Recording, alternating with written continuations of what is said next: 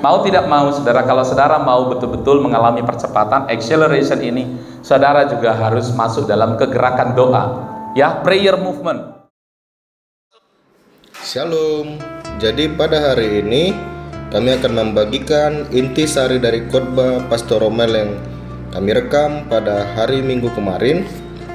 Intinya adalah tentang percepatan, tetapi percepatan akan mustahil dilakukan jika tanpa doa.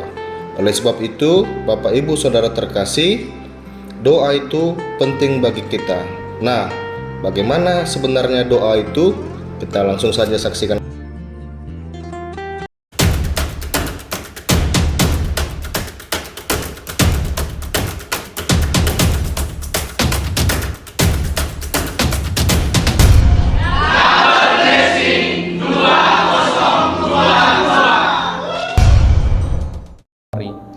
Ya, saya sangat bersyukur dan memang terasa, saudara, hasil-hasilnya hari-hari ini.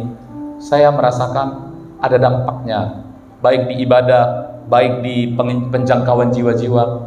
Ya, kita merasakan ada, saudara, ada dampak yang luar biasa. Ya, apalagi kalau lebih banyak lagi orang yang mau berdoa. Wow, ini 100 leader, saudaraku, pasti tercapai, saudara. 100 pemimpin.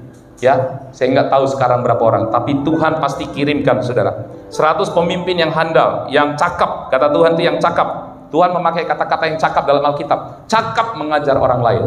100 orang yang cakap menjadi berkat, mengajarkan kebenaran, siap buka mulut, tahu cara membawa orang, menggiring orang kepada Yesus, tahu caranya membawa orang kepada Yesus, tahu caranya memuridkan. Nah, itu, saudara, maksudnya 100 pemimpin, 100 leader. Kita doakan sama-sama. Amin, saudara. Ya. Nah, Roma 8 ayat 26, saudara, Roma 8 ayat 26. Di sini disampaikan, saudaraku, bahwa kita sebenarnya tidak ngerti cara berdoa. Berapa banyak dari kita yang pintar berdoa? Wah, ya. Oke, kita baca bersama-sama 1, 2, 3. Demikian juga Roh membantu kita dalam kelemahan kita, sebab kita tidak tahu bagaimana sebenarnya harus berdoa. Tetapi Roh, huruf besar ya, Roh Kudus. Roh Kudus sendiri berdoa untuk kita kepada Allah dengan keluhan yang tidak terucapkan. Yang saya mendapatkan, mengalami ini, saudara. Dulu saya nggak tahu berdoa, nggak tahu sama sekali berdoa. Tetapi, saudaraku, setelah menerima Holy Spirit, Roh Kudus dalam hidup saya merasakan dibantu sekali sama Roh Kudus.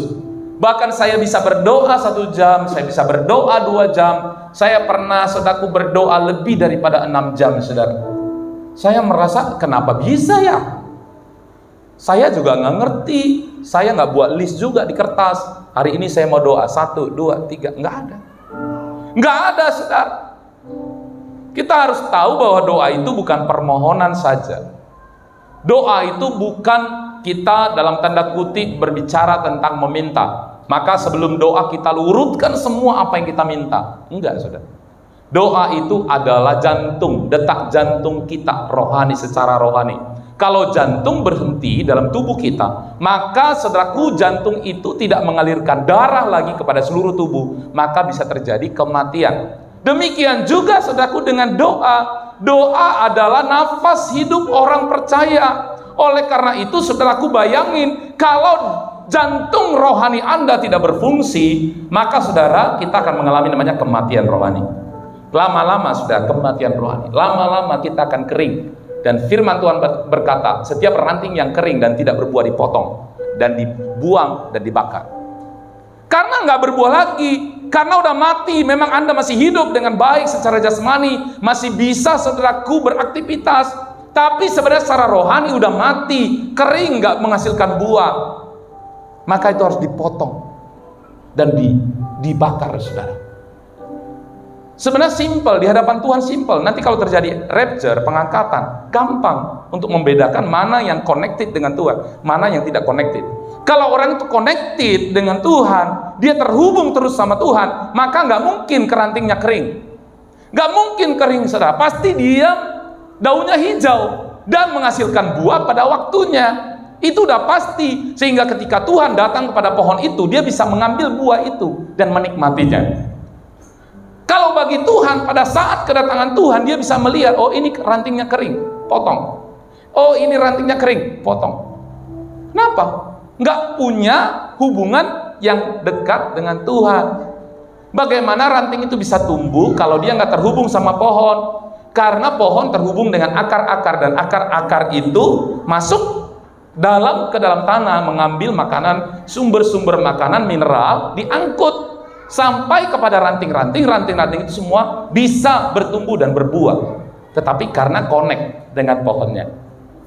Amin. Amin, saudara. Sebenarnya semua ini talk about apa, saudara? Bicara tentang apa? Bicara tentang relationship. Bicara kekristenan, bukan bicara tentang ibadah setiap hari Minggu, enggak. Tapi bicara tentang hubungan tiap hari. That's all. Itu, saudara. Simpel aja. Kalau saudara berkata, aku murid Yesus, tetapi saudara nggak punya waktu dengan Yesus, bagaimana saudara bilang saudara murid Yesus? Ketika dia di muka bumi, hari demi hari mereka bersama dengan Yesus, makanya mereka disebut murid Yesus. Nah, oleh karena itu, saudaraku, mari saudaraku, kita ini semua bicara tentang apa? Relationship, hubungan. Salib itu bicara relationship, hubungan ke atas, hubungan ke horizontal. Ya, jadi apakah saudara terhubung sama Tuhan hari-hari ini? Kalau saudara terhubungnya cuma ibadah Minggu, nggak cukup, saudara.